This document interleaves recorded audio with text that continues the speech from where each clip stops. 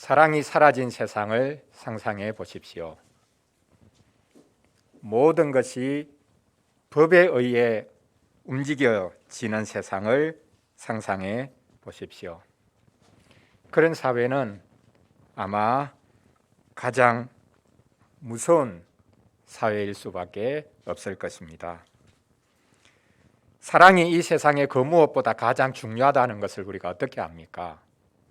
우리가 굳이 따져볼 필요가 없습니다. 우리가 스스로 온몸으로 느끼고 있는 것이기 때문입니다. 그래서 성경에서도 하나님은 사랑이시다라고 말씀합니다. 물론 하나님은 심판하시는 분이시죠.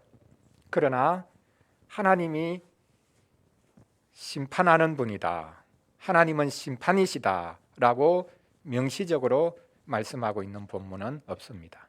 그러나 반대로 하나님은 사랑이시다라고 말씀하고 있습니다.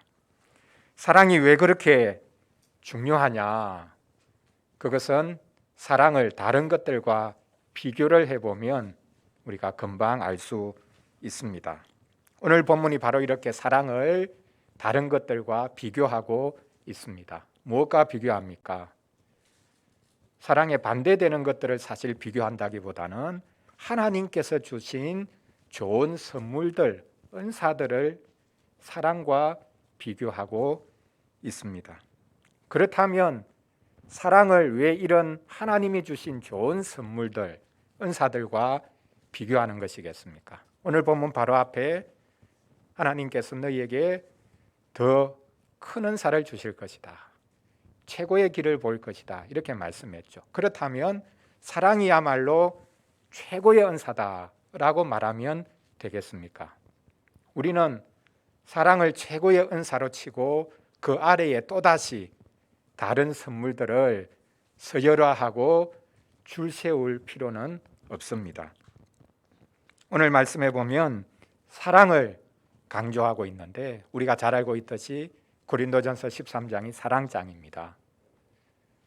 오늘 본문에서 사랑을 말씀하고 있는데 이 사랑은 사실 모든 은사와 대조시키고 또 최고의 은사라고 말하는 것이라기보다는 모든 은사를 사용하는 방법으로서의 사랑, 그리고 모든 은사가 가는 길로서의 사랑을 우리에게 말씀하고 있습니다.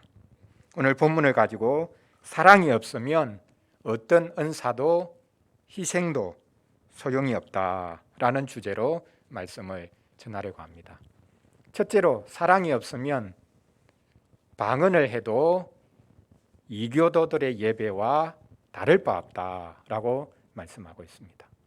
둘째로, 사랑이 없으면 지식도 기적도 아무것도 아니다라고 말씀합니다. 마지막 셋째로 3절이지요. 사랑이 없으면 구제도 봉사도 아무 유익이 없다라고 말씀하고 있습니다. 자, 1절에서 먼저 말씀하는 것은 사랑이 없으면 방언을 해도 그것은 이교도들의 예배와 다를 바 없다라고 말씀하고 있습니다. 이것을 먼저 살펴보겠습니다. 사도는 가장 먼저 사람의 방언과 천사의 말을 언급합니다. 이번에는 모든 은사들 중에 방언을 가장 먼저 말하죠. 지금까지는 방언을 가장 마지막에 언급했지만 이제부터는 방언을 가장 앞에 내세워서 이야기하기 시작합니다. 고린도 교회가 이 방언을 무엇보다 중요하게 생각했고 우리는 방언을 말하기 때문에 다른 사람들과 다르다라고 주장했기 때문입니다. 그래서 이제는 방언에 관해서 사도는 집중적으로 말하기 시작합니다. 사람의 방언과 천사의 말이라고 했습니다. 자, 그러면 사람의 방언과 천사의 말은 다릅니까? 이 두 가지를 두 종류라고 생각할 필요 없이 자연스럽게 이 둘을 하나로 묶어서 말을 해도 됩니다. 쉽게 말하면 사람의 방언이 천사의 말이다 라고 당시에 생각을 했던 것 같습니다. 그래서 누구든지 방언을 말하면 그 사람은 거의 천사와 비슷하게 됐다. 방언을 말하면 그 사람은 다른 일반 교인들과 달리 특별하게 그는 성격되어지고 높아져서 거의 천사와 방불한 사람이 된 것이다. 하나님과 직접 이제는 교통하는 사람이 된 것이다 라고 생각을 한 것 같습니다. 그래서 고린도 교인들은 방언 말하는 것에 집착을 했습니다. 고린도 교회에 주신 방언 무엇 때문에 주셨겠습니까? 사실 우리가 잘 살펴보면 고린도 교인들이 받은 방언과 오순절에 사도들이 말하기 시작한 방언이 달랐다는 것을 우리가 분명하게 알 수 있습니다. 사도들이 말한 방언은 당시에 사람들이 실제로 쓰고 있던 각 나라의 언어들이었습니다. 명절이 되어 오순절이 되어서 유대인들이 자기들이 살고 있던 곳에서 예루살렘으로 순례해서 와 있습니다. 그리고 이방인들 중에 유대교에 귀한 소위 말해서 경건한 자들이라고 하는 사람들이 예루살렘에 와 있다가 사도들이 방언을 말하는 것을 듣고는 그들이 깜짝 놀라지요. 그들이 뭐라고 말합니까? 우리 각 사람이 우리 언어로 하나님의 큰 일을 듣는다라고 말했습니다. 그러니까 사도들이 말한 방언은 당시에 실제 통용되고 있던 언어들이었습니다. 그러나 오늘 본문에서 고린도 교회가 말하는 방언은 사람들이 알아들을 수 없는 말이었습니다. 즉 지상에서 당시에 통용되지 않던 언어들이었다라는 사실입니다. 이것이 고린도 교회에게는 더 중요하다고 생각했죠. 다른 사람들이 알아들을 수 없으니까 이것은 천사들이 하는 말이고, 그래서 자기들은 일반 언어가 아닌 신령한 언어를 말하는 사람이기 때문에 하나님과 훨씬 가까운 것이다 라고 생각을 한 것입니다. 사도는 바로 이 고린도 교회가 하고 있는 방언을 소리나는 구리와 울리는 꽹과리에 비유하고 있습니다. 소리나는 구리는 배우의 목소리를 증폭시키는 극장의 청동 음향 단지를 가리킨다라고 보는 이들이 많이 있습니다. 그럼 터키에 가면 고대 소아시아 교회들의 흔적을 볼 수 있는데요. 특히 에베소에 가면 지금도 로마가 건립한 이 원형 경기장이 있을 뿐만 아니라 원형 극장이 있습니다. 이 극장은 오픈되어 있는 극장인데 얼마나 이 극장이 지금 생각해도 대단한 것인지 이게 층층이 부채꼴로 극장식으로 이렇게 이 극장을 만들었습니다. 앞에 무대에서 동전 하나만 떨어뜨려도 제일 끝쪽에 있는 100m나 훨씬 되는 그 거리에 앉아 있는 사람도 그 동전 떨어지는 소리를 들을 수 있을 정도로 음향 시스템이 너무나 완벽하게 구성되어 있습니다. 어떤 현대의 돌비 시스템이 갖추어진 극장과도 뒤떨어지지 않을 정도의 그런 작은 소리도 가장 먼 곳까지 들릴 수 있도록 완벽하게 구성한 그런 극장입니다. 지금 사도는 방언을 말하는데 사랑이 없으면 그것은 소리나는 구리와 같다라고 말을 하고 있습니다. 무슨 말입니까? 사랑이 없으면 천사의 언어라고 하는 방언조차도 배우들의 공허한 메아리와 다를 바가 없다라고 말합니다. 당시에 이 극장에서 배우들이 공연한 내용이 주로 신들에 관한 이야기입니다. 그 소리는 사람들의 귀를 솔깃하게 할 수 있을지 모르겠지만 사실 그 공허한 소리에 불과하죠. 없는 신들을 지어내어서 신들이 이렇게 행했다라고 이런저런 소리들을 해대었습니다.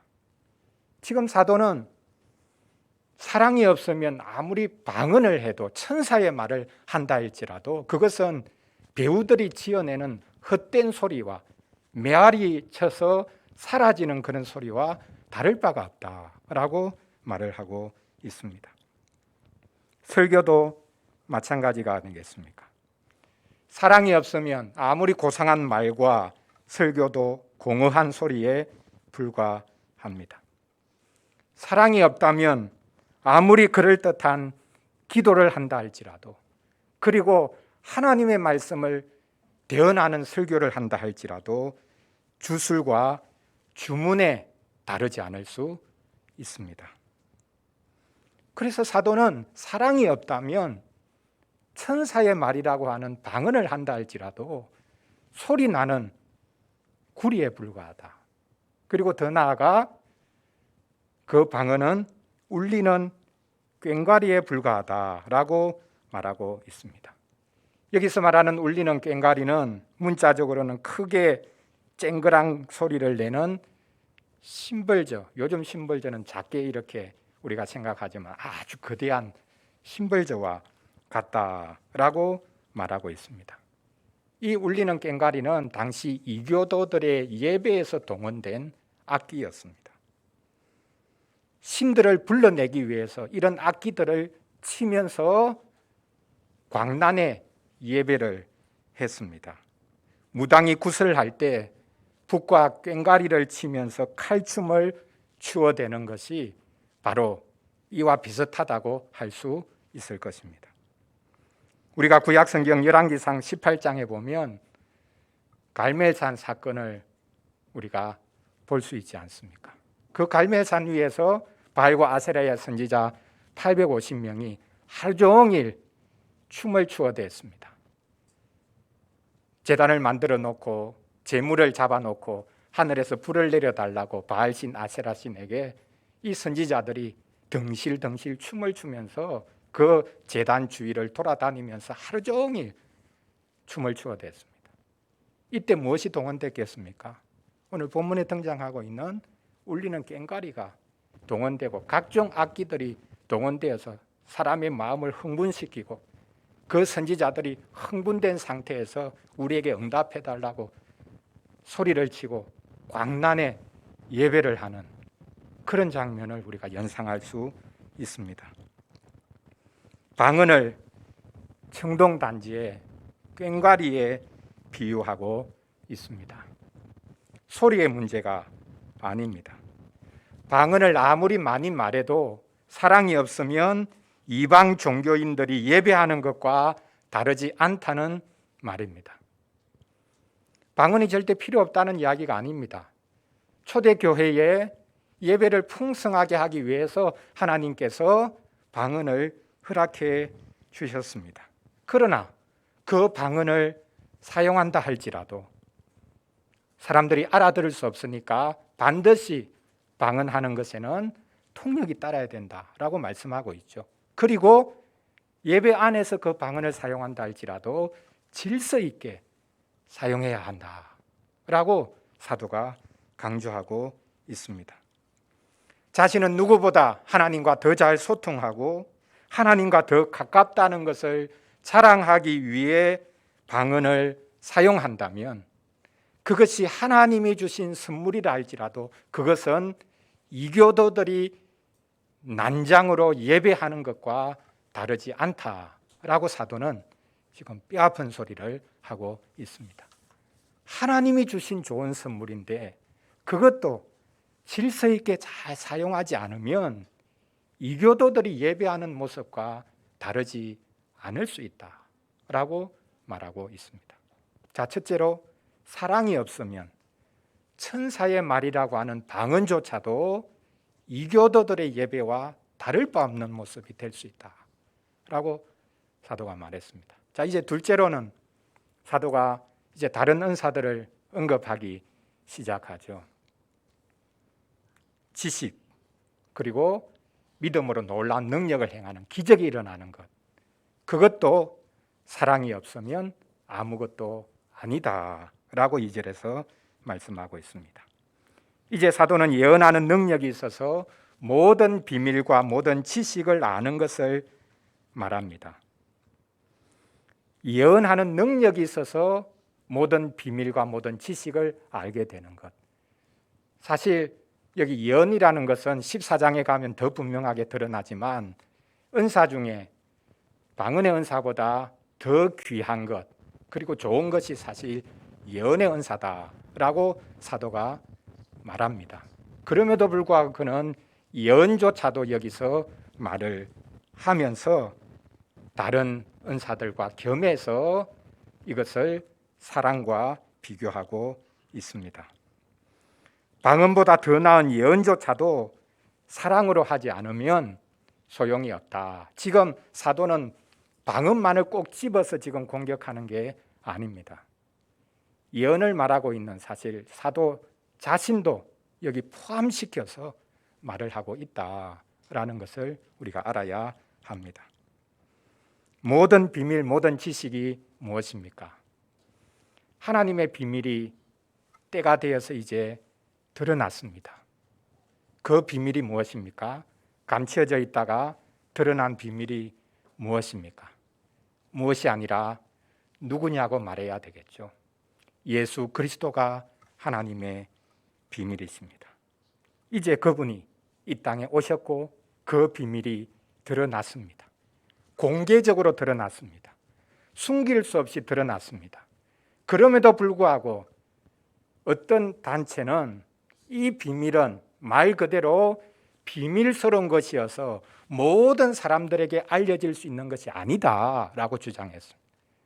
그러니까 폐쇄된 자기들의 무리에 속해야만이 이 비밀을 전수받을 수 있고 그래야 구원을 받을 수 있다고 주장했습니다. 이게 초대교회에 일어났던 영지주의라는 사상입니다. 영적인 지식, 그걸 그노시스파라고 부르는데요. 헬라어로 그노시스가 지식입니다. 우리에게 남다른 지식이 있다. 이 비밀스러운 지식은 공개되어서 모든 사람들이 알 수 있는 것이 아니라 우리만이, 특정한 우리만이 알 수 있다. 그래서 이것은 공개화시키면 안 되고 비밀스럽게 전수되어져야 된다라고 주장을 했던 것입니다. 그러나 사도는 말합니다. 비밀한 지식을 가지고 있고 비밀한 것들을 소유하고 있다 할지라도 사랑이 없으면 아무 소용이 없다라고 말씀을 하고 있습니다. 기독교회 안에서도 자신들은 남다른 지식, 남다른 비밀을 가지고 있다고 주장하는 이들이 있습니다. 그것이 바로 구원이라고 주장하는 이들이 있습니다. 그것이 다 이단들이죠. 정통교회는 이 지식이 없고 우리가 특별한 지식, 비밀한 지식을 가지고 있다. 그래서 사람들을 미혹합니다. 이번 대선에서 신천지가 호출되고 있는데요. 신천지도 마찬가지죠. 모든 이단이 다 마찬가지지만 신천지는 자기들만이 비밀한 지식을 가지고 있다. 그래서 정통교회는 이 지식에서 멀어져 있기 때문에 그들은 결코 구원을 받을 수 없다라고 주장합니다. 특별히 요한계시록을 가지고 그렇게 주장하죠. 기존 교회에서는 요한계시록 가르치지 않는데 우리는 요한계시록 가르치고 우리는 요한계시록을 가르치고 있으니까 참된 지식, 비밀한 지식을 가지고 있고 그래서 우리는 구원받는다. 정통교회는 구원받지 못한다. 이렇게 주장합니다. 요한계시록 마지막 부분에 새 하늘과 새 땅이 내려온다고 했고 이전 하늘과 이전 땅은 사라졌다고 하죠. 그것을 비유적으로 주신 말씀인데 기존 교회는 바로 이 사라지는 땅, 사라지는 하늘, 옛 땅을 말하고 신천지, 자기들이 새 하늘, 새 땅. 그래서 그들의 이름이 신천지 아닙니까? 새로운 하늘, 새로운 땅. 이렇게 특별한 지식, 비밀한 지식을 우리만이 가지고 있다. 그래서 우리만 구원받는다. 이게 다 이단인 것이죠. 모든 이단은 비밀한 지식을 가르쳐 준다고 하면서 사람들을 유혹합니다. 그러나 잘 생각해 보면 모든 이단은 합리주의에 물들어 있습니다. 더 나아가 그들이야말로 편의주의에 물들어 있습니다. 삼위 하나님에 대한 믿음이 없죠. 그리고 믿는 사람, 믿지 않는 사람, 구원받을 사람, 구원받지 못할 사람 딱 두부 자르듯이 딱 자를 수 있고 나눌 수 있다고 생각합니다. 이단이야말로 합리주의와 편의주의에 물들어 있습니다. 믿음이 있고 없고 구원을 받았고 받지 않았고가 그렇게 두부 자르듯이 선명하게 잘라질 수 있는 것이 아닙니다. 이 땅을 살아가면서 우리는 여전히 우리의 지식, 하나님을 아는 지식에 대해서 희미해졌다가 또 강해졌다가 심지어는 어떤 경우에 내가 천국에 간다는 믿음이 있다가 한순간에 나는 지옥에 떨어지는 그런 경험도 우리가 하지 않습니까? 그런데 자기들은 구원의 백성이고 특별한 지식을 소유하고 있으니까 절대 이 구원에서 멀어질 수 없다. 우리만이 구원받는다 라고 주장하는 것, 그것이야말로 하나님을 향한 진정한 사랑이 없는 것을 보여줄 뿐만 아니라 참된 구원에서 오히려 멀어져 있다는 것을 보여줄 수밖에 없는 것입니다. 그래서 예언하는 능력이 있어 모든 비밀과 모든 지식을 가진다 할지라도 사랑이 없으면 아무것도 아니다. 더 나아가서 산을 옮길 만한 믿음이 있다 할지라도 사랑이 없으면 그 대단한 기적을 행하는 그것조차도 아무것도 아니라고 말씀하고 있습니다. 산을 옮길 만한 믿음은 예수님이 이미 말씀하신 적이 있죠. 마태복음 17장 20절에 보면 예수님께서 바로 이 산을 옮길 만한 믿음에 관해서 말씀하셨습니다. 이 말씀의 배경을 보면 예수님이 이제 높은 산에 올라가셨는데 거기서 이제 변화되시죠. 산 아래에서 제자들이 기다리고 있는데 어떤 아버지가 자기 아들, 귀신 들린 아들을 데리고 와서 쫓아달라고 말합니다. 아무래도 안 됩니다. 예수님이 내려오시니까 예수님이 이 아이에게서 귀신을 쫓아내어 주시죠. 그러니까 제자들이 무석해서 다 물러가고 난 다음에 예수님께 나와서 묻습니다. 예수님, 우리는 왜 못했습니까? 예수님은 했는데 왜 우리는 못했습니까? 예전에 우리는 나가서 귀신을 쫓아낸 적도 있는데 왜 지금은 안 됩니까? 그렇게 하니까 지금 예수님이 말씀하십니다. 진실로 너희에게 이르노니 만일 너희에게 믿음이 겨자씨 한 알만큼만 있어도 이 산을 명하여 여기서 저기로 옮겨지라 하면 옮겨질 것이요 또 너희가 못할 것이 없으리라. 겨자씨 한 알만큼의 믿음만 있었어도 너희들이 귀신을 쫓아내는 것뿐만 아니라 산을 이곳저곳으로 옮길 수도 있다. 너희가 못할 게 없다라고 말씀을 하셨습니다. 이 말씀을 받아서 사도는 산을 옮길 만한 믿음이 있어도 사랑이 없으면 그 사람은 아무것도 아니다라고 말하고 있습니다. 여러분, 대단한 능력을 행하고 기적을 행하는 사람들에게 미혹되지 마시기 바랍니다. 무조건 경제를 부흥시키겠다고 하는 지도자들에게 속지 마십시오. 참된 경제 부흥이 무엇입니까?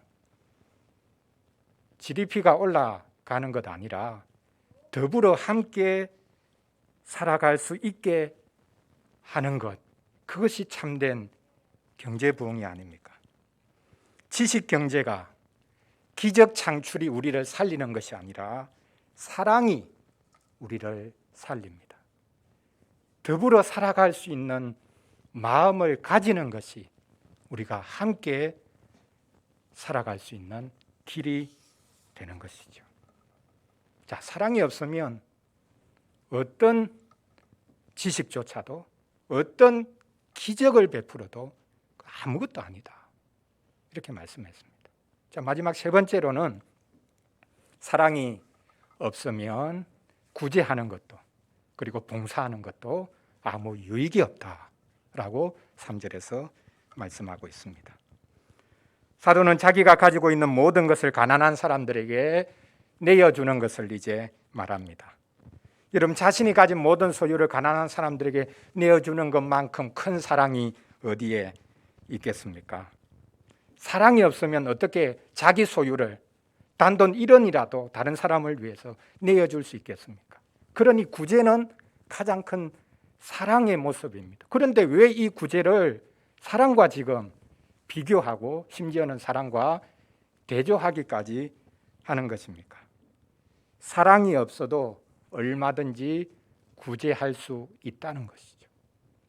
사랑이 없이 자기 욕심을 위해서 구제할 수도 있다는 말입니다. 유대인들의 3대 경건 중에 하나가 구제였습니다.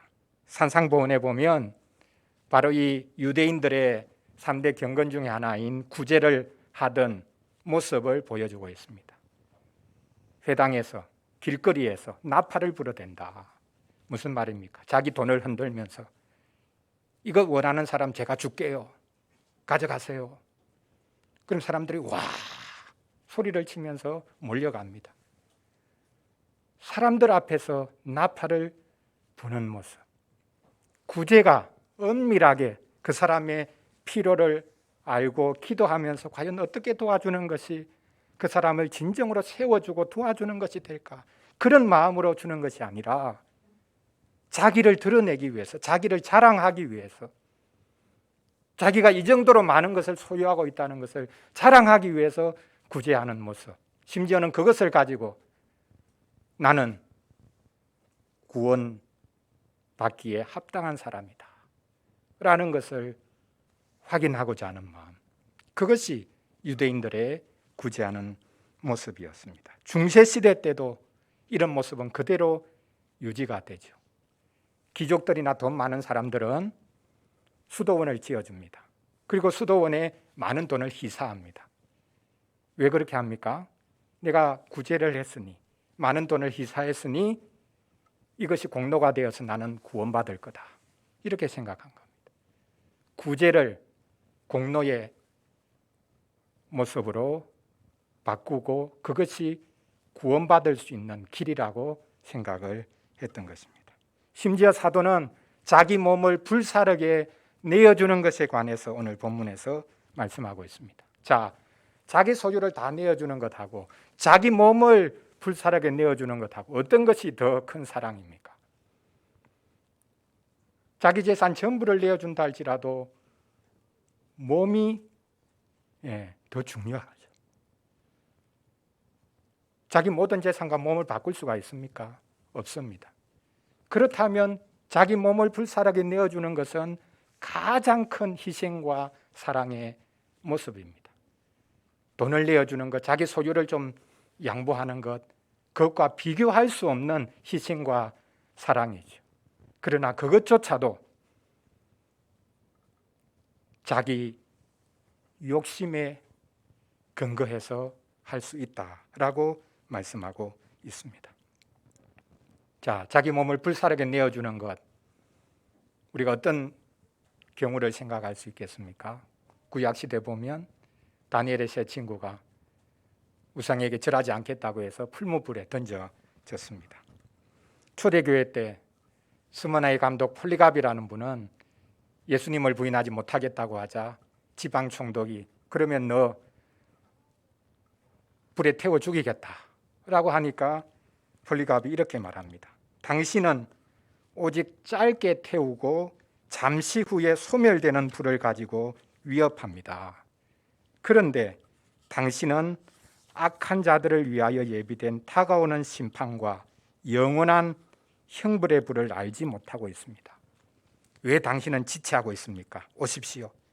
빨리 당신이 원하는 것을 하십시오. 이렇게 총독을 향해서 말을 했습니다. 그러니까 그 총독이 너무 크게 화가 나가지고 바로 이 폴리갑을 장작더미 위에 올려놓고 바로 불을 태워서 화형에 처했습니다. 자, 이렇게 자기 몸을 불사르게 내어주는 것, 이것만큼 큰 희생, 큰 사랑이 어디에 있습니까? 그런데 초대교회 당시에는, 이 성경을 기록하던 이 당시에는 이렇게 불에 태워져서 죽었던 그런 실제적인 일이 그 순간에는 없었다. 그래서 다르게 이 본문을 보아야 된다라고 주장하는 분들이 있습니다. 실제로 사본에서도 다른 번역들이 있습니다. 뭐냐 하면 내 몸을 불사르게 내어준다. 이것을 내 몸을 자랑하게 내어준다. 이렇게 기록하고 있는 사본들이 있습니다. 자, 내 몸을 불사르게 내어주는 것하고 내 몸을 자랑하기 위해 내어주는 것하고 어떤 차이가 있습니까? 지금 고린도 교인들을 한번 잘 생각해 보십시오. 고린도전서 시작부터 계속 하는 이야기는 고린도 교인들의 자랑입니다. 세상적으로는 자랑할 것이 없는데 교회에 들어와 가지고 자기들이 신비한 은사들을 가졌기 때문에 영적으로 이제 우리는 자랑할 것이 많다. 영적으로 우리는 귀족이 되었다. 이렇게 자랑하고 있는 것을 볼 수 있습니다. 그래서 만약 내 몸을 불사르게 내어준다는 것이 원래 말씀이 아니라 내 몸을 자랑하기 위해서 내어준다. 이것이 원래 말씀이었다면 고린도 교인들에게 조금 더 분명하게 그들에게 주는 의미가 있었을 것입니다. 마지막 날에 하나님께서 갚아주실 것이라고 생각하면서 자랑을 위해 하는 모든 자기 희생, 그것은 아무 소용이 없다고 말씀하고 있습니다. 자랑한다면 아무리 큰 희생을 한다 할지라도 이미 상을 받은 것이기 때문에 마지막 날에 하나님으로부터는 아무것도 받을 것이 없다라고 지금 사도가 말하고 있는 것입니다. 극단적인 희생의 모습을 지금 말한다고도 볼 수 있고, 다른 한편으로는 무엇을 하든지 자기 자랑을 위해서 하는 것은 그에게, 그 자신에게 아무 유익이 없다. 하나님께서 어떤 것도 그에게 상으로 주시지 않을 것이다 라고 말씀하고 있습니다.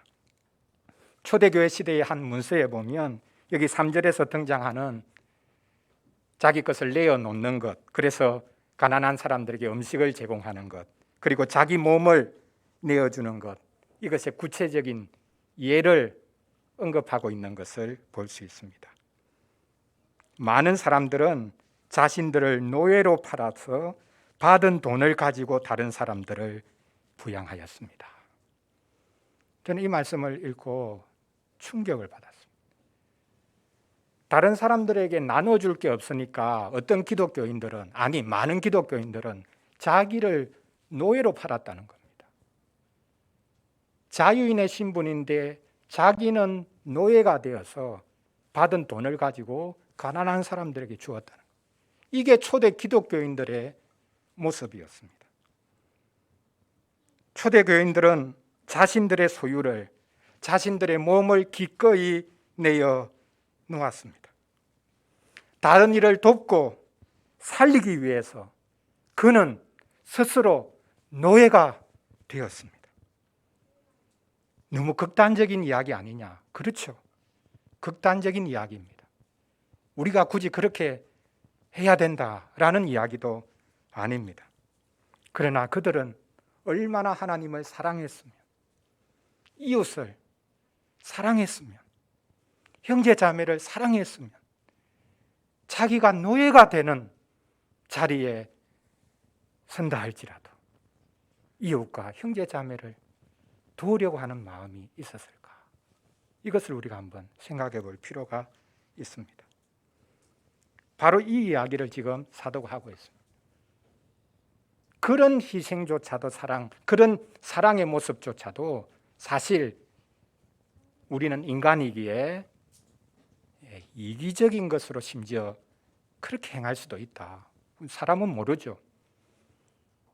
초대 기독교인들이 정말 순수한 마음으로 했는지 그렇게 하지 않았는지 우리는 모릅니다. 다른 사람들 하니까 나도 덩달아 하자. 이래야 내가 구원받을 수 있다. 아마 그렇게 생각을 해서 오히려 잘못된 생각으로 이런 극단적인 행위를 했을 수도 있습니다. 우리가 그 의도를 파악할 필요가 없는 것이죠. 그래서 사도가 말을 하고 있습니다. 사랑의 길로 가지 않는 구제와 봉사는 사실 소용이 없는 것이다. 오히려 그것은 하면 할수록 손해다. 돈도 잃고 몸도 다 잃을 뿐이다 라고 말합니다. 그래서 사랑만이 진정한 구제요, 사랑만이 진정한 봉사요, 사랑만이 진정한 자기 희생이다 라고 지금 말하고 있습니다. 사랑하는 성도 여러분, 사랑이 없으면 하나님이 주신 모든 좋은 선물, 그것조차도 아무것도 아닐 수 있다 라고 사도가 말했습니다. 사랑이 최고다. 모든 선물을 사랑으로 행해야 된다 라고 사도가 말했습니다. 그러면 사랑이 절대적이라는 말입니까? 사랑만 있으면 모든 말과 행동이 다 합리화됩니까? 아닙니다. 우리는 사랑을 절대시해서는 안 됩니다. 여러분, 우리 주위를 보십시오. 사랑이라는 이름으로 행해지는 폭력이 얼마나 많습니까? 이후의 본문에서 나오겠지만 이 사랑은 인간적인 사랑이 아니라 하나님의 사랑을 말씀하고 있습니다. 하나님이 사랑이십니다. 하나님은 우리를 살리기 위해서 자기 독생자마저 내어 주셨습니다. 그렇다면 우리는 하나님의 사랑을 본받아서 사랑의 길을 가야 하겠습니다. 하나님이 주신 모든 좋은 선물을 사랑으로 사용해야 하겠습니다. 사랑 없는 방언과 그럴듯한 말들, 사랑 없는 지식과 능력의 행사, 사랑 없는 봉사와 구제와 희생, 그것은 아무것도 아니라고 말씀하고 있습니다. 모든 것을 사랑으로 행하시기를 바랍니다. 사랑이야말로 모든 은사를 사용하는 방법이요, 모든 은사가 나아가는 길이다 라는 사실을 우리가 알아야 하겠습니다. 우리의 사랑이 아무리 어설퍼 보여도 그 사랑만이 유일한 복음이요, 능력이요, 선행입니다. 그러므로 이제 우리는 능력이 아니라 사랑을 구해야 할 것입니다. 우리는 남다른 능력이 나에게 없다는 것을 안타까워할 것이 아니라 사랑이 없는 것을, 하나님이 우리에게 베풀어 주신 그 사랑을 아직도 내가 깊이 깨닫고 있지 못하다는 것을 안타까워해야 하겠습니다. 무릇 사랑이 모든 것을 한다는 것, 이것을 우리가 믿음으로 받고 주님의 사랑을 우리의 몸으로 아름답게 나타낼 수 있기를 바랍니다. 기도하겠습니다.